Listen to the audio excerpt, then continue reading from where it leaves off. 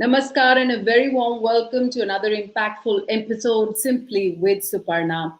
I am really getting goosebumps when I share this with you with the kind of personality that we are going to introduce you today here is one hell of an inspiring lady. But before I actually formally introduce her to you, let me start by invoking the higher power. As you know, Shakti has held me in good stead, and I'd like to start by reciting this very old Saraswati Vandana. या कुंदेन्दु तुषारहार धवला या शुभ्र वस्त्रावृता या वीणावर दंड मंडित करा या श्वेत पद्मासना या ब्रह्मचित्त शंकर प्रभूति देवै सदा वंदिता सा मां पातु Saraswati Bhagwati निशेष जाड्यपहा. It talks about dispelling the darkness of ignorance that resides in our hearts with the light of knowledge and wisdom that Goddess Saraswati can bestow upon us. And now, without much further ado, let me introduce to you that very inspiring lady that I was talking to you about. Well, this is an honor for me to introduce you to Dr. Bhawna Sirohi, Medical Director and Senior Consultant at BALCO Medical Center, Naya Raipur. Dr. Sirohi is an oncologist with over 2 decades of experience across India and the UK, specializing in breast and gastrointestinal cancers. She's the first Indian core researcher within a team to receive the prestigious Cancer Grand Challenges Award, a global research initiative co-founded by Cancer Research UK and National Cancer Institute US, one of the two largest global funders for cancer research, by the way. And BALCO has been recognized as a SABERA awardee for the groundbreaking work that they have been doing in cancer research and care. Thank you so much, Dr. Sirohi, for taking out the time for doing this for us. Thank you so much for having me here. It's such a pleasure, and thank you for highlighting the work that is being done across India as part of these SABERA awards, because I think it motivates us and inspires us to do even more. Yes, absolutely. That is the intent of SABERA to, highlight the good work which is happening across every nook and corner of our country and catalyze that development or that learning that has happened such that a different part of the country which is bereft of that knowledge can gain from it as well. Let's start with the first thing, Dr. Sirohi. You have had a very illustrious career. I could just barely fit in just a little bit of that into the introduction, but you started from Tata Memorial Center, of course, a very commendable institute, but you've also gone on to world-renowned institutions like the Royal Marsden and leading global research initiatives. If I have to ask you, did you always wanted to pursue oncology personally? Yes, I talk about this a lot. I was 15 when I wanted to be a cancer specialist. Books have always inspired me all my life. I am a very avid reader, so I can sometimes on a flight finish 3 books at a time. So, and this started when I was like probably, I don't know, 2, 3 years old. And so I read this book called Fever, and the protagonist fights for his daughter, Michelle, in this book. And at that time, I thought, there is so much. It's about DNA, about gene, about science, about engineering, the stem cell harvesting, and all of those things. I thought that it just encompasses everything about life and care and people. So that's when I decided I want to be a cancer specialist, but I didn't know I had to be a doctor first, and then I had to do post-graduation, and then I had to gravitate to Tata Hospital in 94 when I met my first mentor, Dr. Advani, and that's how the whole journey started. Wow. And from there to being a recipient of the prestigious Cancer Grand Challenges Award research team. Tell us a little bit about that. Since they are, investing so much in cancer research, does India, considering that you're leading that, get a substantial bit of that grant for the research? If yes, what is the research that has happened or is happening? So, having trained in Tata Hospital, then Royal Marsden, I realized one thing, that every single modality of care we use in our clinic, whether it is chemotherapy, surgery, radiotherapy, it has gone through research. Millions of patients have taken part in that research, so that, today we are able to say confidently, this works, this doesn't work. So research is very, very important for us to be able to move forward in delivering the best care for our patients. And Tata Hospital in India has led in research, and Royal Marsden has led as well. So for me, I've always believed service, education, research, they all go hand in hand. And when I came to BALCO Medical Center about 2.5 years ago, one of the key deliverables that I thought for a cancer center to be comprehensive and at an international stage, the best cancer center, one has to lead in research, because that way, you give the best to your patients. And Correct. the center I work in, majority of my patients are below poverty line and poor, or economically challenged. There are a lot of issues related to that, but that doesn't mean that, just because you financially are not well off, you should not get the best treatment. I feel that we should be able to deliver the best care anywhere in the country, whether it's central India, northeast India, where, we have major challenges in delivering cancer care. So I have been applying for the award, and we were lucky this time that we had a call for young onset cancers. You have to fit in with the call, and I think it's all God given. Sometimes you keep applying and you don't get it, and we have done that from the best of the centers around the globe. And but the key thing is, never give up. You must keep trying. And this time, all the cogs of the wheel just, they just fit together so well. So we had Harvard University, we had Gustave Roussy in Paris, we had King's College London. All of us were thinking exactly the same thing. I said, I'm here in Chhattisgarh. Young people are getting cancer. So many younger people are getting cancer. I really want to do something about it. And we must look into it, why they are developing cancers in their 20s and 30s. And, colorectal cancer is a cancer of the West mainly, because, our diet is mainly vegetarian. It doesn't have a lot of red meat. We have a good diet in India. So I was really surprised that, why are we seeing so many colorectal cancers, which is, one part of the GI cancer, gastrointestinal cancer. So then they were thinking the same thing, because they in the West also the incidence is rising with young patients with colon cancer. So we applied for the grant. We were shortlisted out of, I think, 170 teams. 12 teams were shortlisted. We found out in December, and then in March this year we found out that, we were one of the 5 teams that has been funded with a $25 million grant, which will come from the US government and the Cancer Research UK. And hopefully we'll be able to find out. We'll do this study in the villages in Chhattisgarh to see why we are seeing so many patients with, younger patients with colon cancer. Hmm. But irrespective of the grant, you have continuously done research and you have been as part of the BALCO Medical Center and otherwise. Can you give us a little bit of an insight as to why there is, of course, you can't say definitively, but I'm sure you would have a postulation or you may have an hypothesis as to why there is an increase in incidence in younger people with cancer today? So again, we've worked on this quite a bit, and there are some theories, but we don't know for sure. So as part of this study, we look for the gut microbiome, which bacteria are there in the stool. Are there certain gut microbiome which make you more prone to developing cancer? So we have a lot of dahi yogurt in our diet in India, which is part of our staple. So that was also surprising, that why were we seeing so many colorectal cancers? So I think we are seeing as a country, we have a very young population. So our population matrix is very young. Almost 60% people are less than 50 years of age.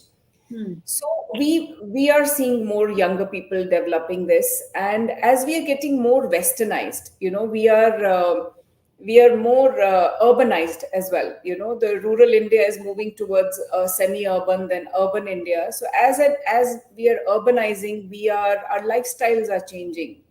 the use of alcohol, tobacco, obesity, not maintaining a normal weight, not exercising, the stresses in life, sitting in front of a computer all day, doing sedentary jobs. Sitting is the new smoking, they say. So Wow. all of these are contributing, I feel, and also eating unhealthy. So you're so busy that you have this Swiggy, Zomato. It's at the click of your finger that you are tired when you get home. I do that sometimes as well, and you order one of these, which is so convenient. And so all of these, I think, are contributing. You don't know what oil has been used, what dough has been used. So, and people can cut corners. The microplastics, the adulteration. There was a WHO study which showed that India is producing 10 liters of milk, let's say, but drinking 100 liters of milk. Where is it coming from? We're not producing that. Mm-hmm. So I think all of these are contributing to a younger generation developing more and more cancer. Also, the cervical cancer vaccine has just been approved in the budget to be rolled out as part of the national immunization schedule, but it hasn't happened yet. So in the villages, we see more of cervical cancer. Countries like Australia and New Zealand, they have eradicated cervical cancer. And they have done that by vaccination. Everybody in the West gets vaccinated, boys and girls, and by doing screening. So that is another thing we are working on very actively. We are within the Vedanta group also, we are starting a cancer for coalition with I think various. I think what I'm hearing from you, Dr. Sirohi, is that our lifestyles seem to have been impacted, and not Yes. just in the urban setup, but also in the rural and the interiors of our country, which is affecting the kind of diet that we are consuming, which is affecting the kind of lifestyles that we are leading, while technology eases things. For me to have a conversation with you sitting, in Chhattisgarh, and me here in Noida, but at the same time it is also contributing to a lot of ills that we are maybe just taking lightly. And that also brings me to my next question. While access to the best cancer care is available in Tata Memorial, say in Mumbai, or in Delhi, in Mayur Bihar, but what happens to the population, say for example, that you are serving, in the cities, in the villages, in the towns that you are there, and specifically the fact that such a huge cancer research center has been put up in the interior of the country, that in itself is very commendable. But you have been also a vocal advocate of accessibility of care, and I think that led you to also found the New India Cancer Charity Initiative. Tell us a little bit about that. Walk us through that. Tell us what your experience has been with working within the interiors of the country. So India lives in villages, and I am from a village, Dorala, and which is in UP, and so my heart is in the villages. So all throughout my life, I feel very close when I go to a village, and we are very, very blessed and lucky that Mr. Anil Agarwal, the chairperson, thought about this, had a vision to start this center, the BALCO Medical Center, in 2018. And he also went through a lot of challenges. There's a story behind the center as well, which maybe someday he can talk about, or when we have time, we can. But we are very blessed that, we have a state-of-the-art facility in the middle of nowhere, which has a comprehensive cancer center. And I can say it hands on heart that this is one of the best cancer centers I worked in globally. You can compare it to any cancer center in London, New York, and we've had my colleagues from Tata Hospital come and say that that the operation theaters, some of them are as good or even better than Tata Hospital. So I feel very proud and blessed that I'm working here and serving my country in a place where a lot of people don't want to come, because it's like a tier 2, tier 3 city. But this is where we need to come and serve our country, because most oncologists are concentrated in metros like Delhi, Calcutta, and I think those cities are completely saturated. If we have to change the dynamic, and the results for our country to do better as far as cancer care is concerned, we have to actually go into the remote areas of Northeast India, Central India, which is where, cancer specialists are very badly needed. As far as Nikki is concerned, the main remit was to drive cancer awareness and screening in villages. And I have worked in villages of Punjab, UP, Haryana, Tamil Nadu, Karnataka, Maharashtra, and now Chhattisgarh. So my dad was in the army. So, all of India feels like home. So we got posted every 2 years. So coming here is like, I don't feel out of place or anything. It feels like home to me. And my family is very, very supportive. So, they feel I'm there in the service of the country. So they have to support me. At least somebody is doing something. And like I said, I'm very blessed to be working with the group, which again, wants to make a real difference in the healthcare space and mainly the cancer space, because, cancer has taken over heart as the problem for us in low and middle income group countries. And and the cancer incidence is rising exponentially in the villages. And I think it's to do with them getting urbanized, them getting I mean, if you go to a village, I don't know whether you do, you will see these guys on a motorcycle, with all these lays and all these cold drinks in plastic bottles, water in plastic bottles. And, the sun here is like 40, 45 degrees.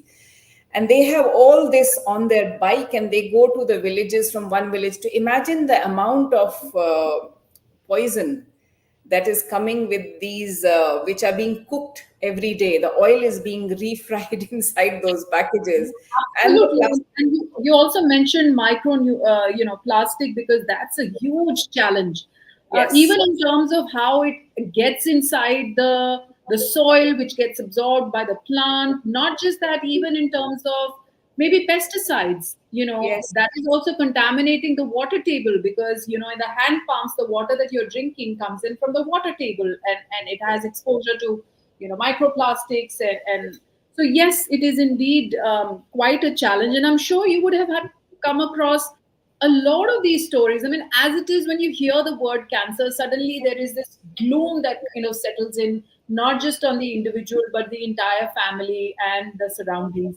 And I'm sure not just treatment. Treatment is also, association with the large amounts of money. So, the younger ones, I've had these conversations with other people who are, maybe working, say, in leukemia, and there is this organization called Leukemia Crusaders working out of Delhi NCR, and their child had been detected with leukemia, and that's when they started doing research and set up their foundation, because they said that while we understood what it was and that it can be battled with younger children and there is an 80% survival rate, but when it yes. comes to marginalized people who, as it is, are struggling to make two ends meet. The word cancer in itself, they say, oh, if you have two children or three children, then maybe let's just concentrate on the other two or three, and ho gaya to fir ab kya kare? Stories like these, and I'm sure you would have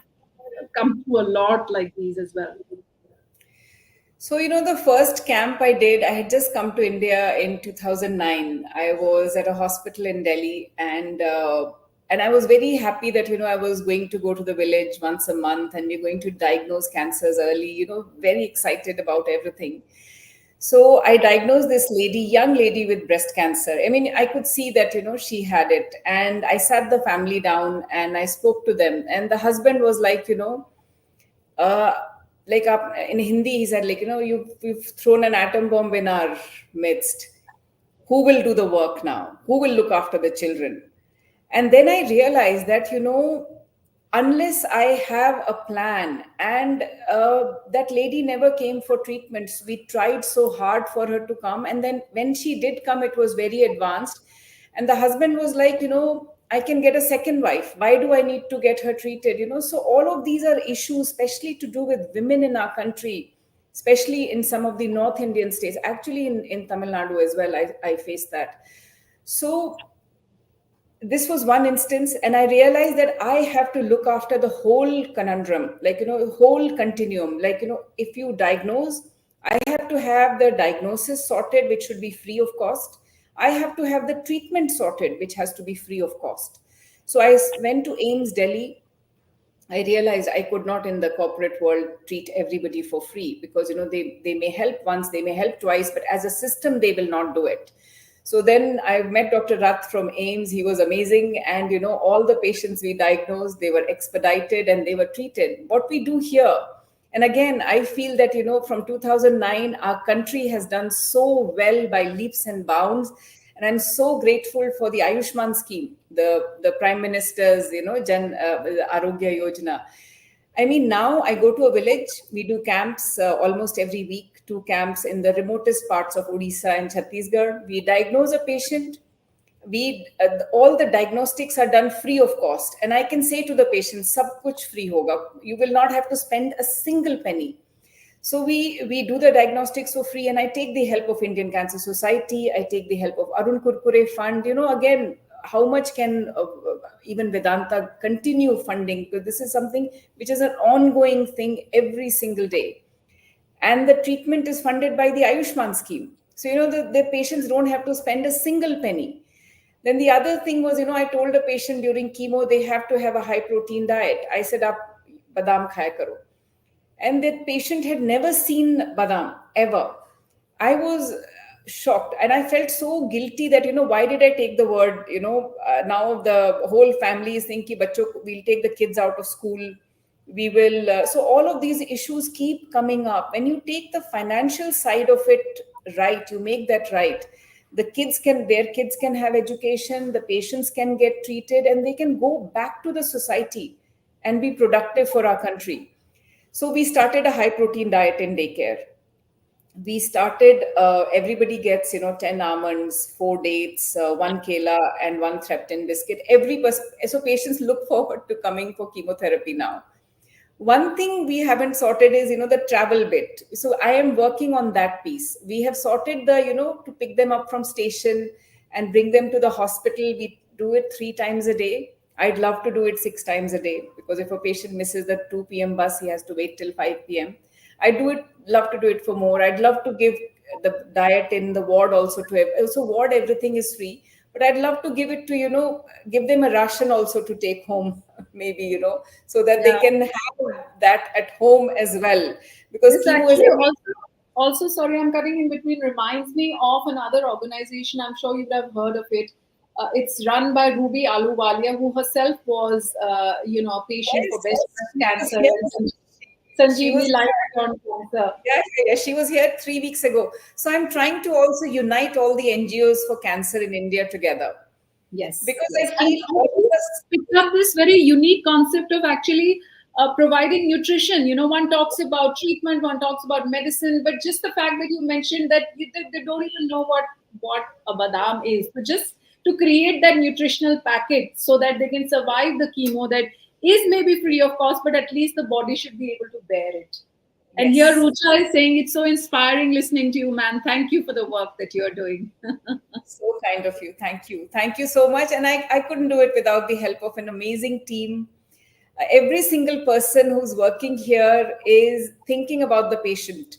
Like one of our plastic surgeons came saying that, we do these plastic surgeries, but, they left with a hole, and Ayushman doesn't fund plastic surgeries. I mean, Ayushman is doing great work, but, they can't do everything for everyone. Plastic surgery is expensive.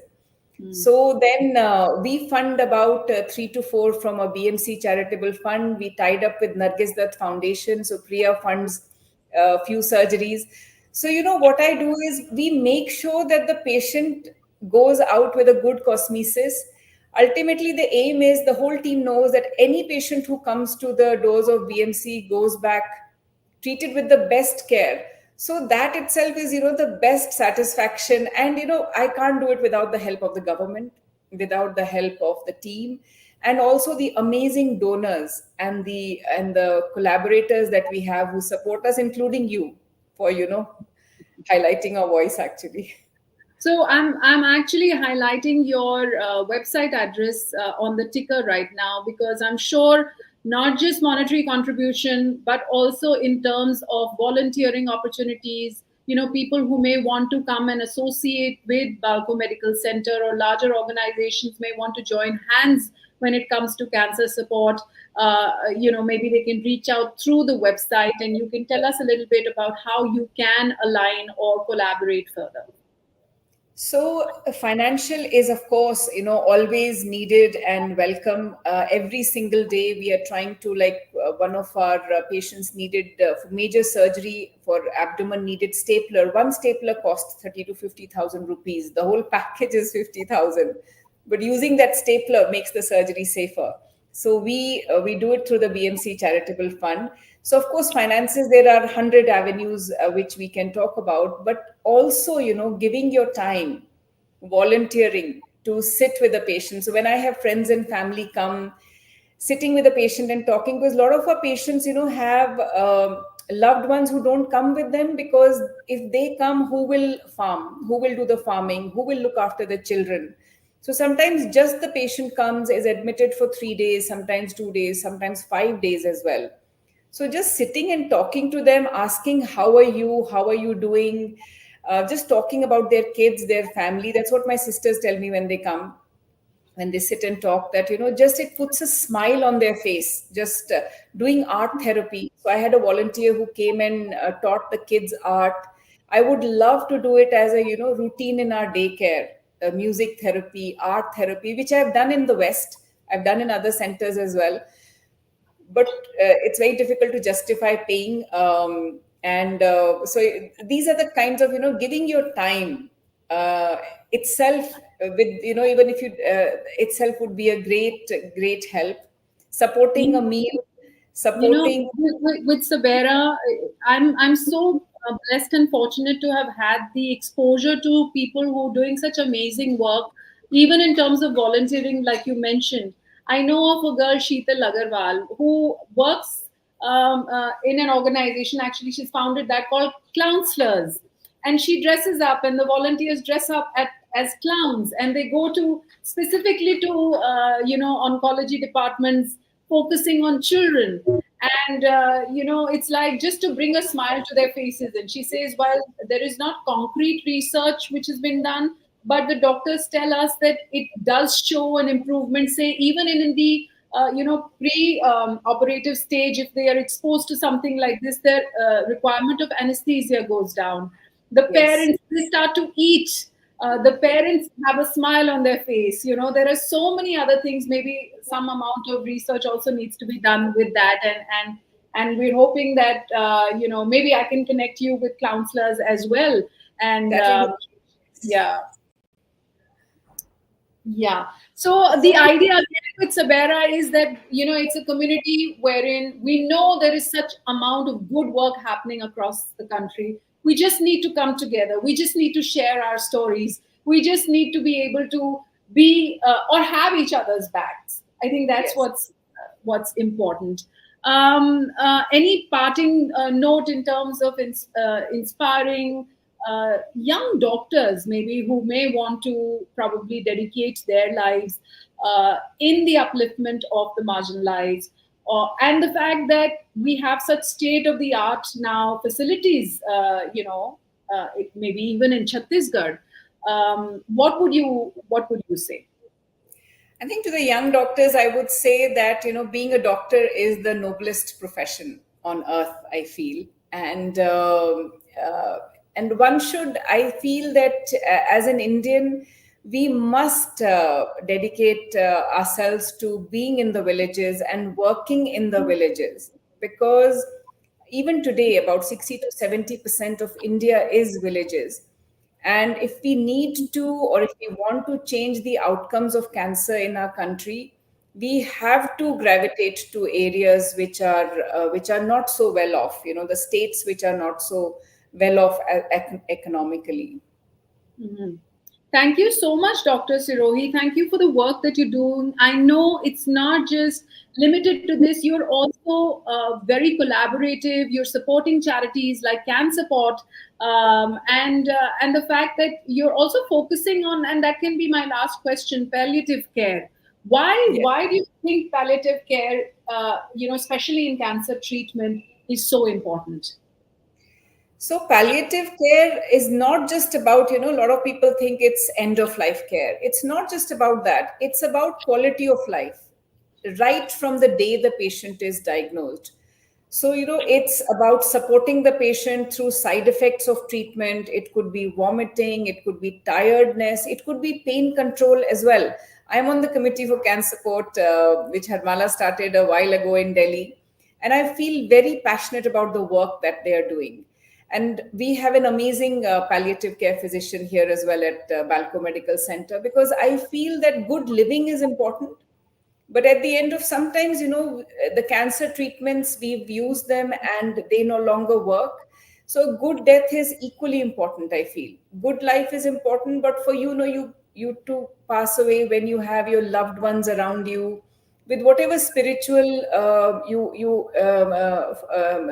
you follow. I think all of these things are holistic care is very, very important throughout our lives, when we are living and when we are towards our end of life. So I think palliative care allows us to do that so that patients have a good quality of life. And not just charities, you're also associated as the chair of cancer specific subcommittees for the Indian Council of Medical Research, advisor to the Scientific Advisory Group. How do you wear so many hats? I know the binding factor, of course, is to be able to do, to contribute, to make lives slightly more better than when they had approached you. But I'm sure you would also need that kind of motivation to continue to do the work that you do. How do you manage that? So I think working with the government is a key thing that I feel, because I think if you work with the government, you make a larger impact. And you have to work with the key stakeholders within our country. So that's why I'm very, very deeply involved with ICMR. And my dad always said, do something which, doesn't feel like work. So he was a soldier. He loved being one. And so I don't see this as work. It's like, I just feel that what I'm doing is a holiday. Literally, I'm on holiday every day. But when I go on holiday, that's work. Thank you so much, Dr. Sirohi. Keep doing the good work. I hope to see more of BALCO Medical Center's work through SABERA platform in the years to come. And I hope to connect the relevant stakeholders so that we can do so much more and catalyze the sustainable development for our country. Thank you so much once again. Thank you so much. Thank you.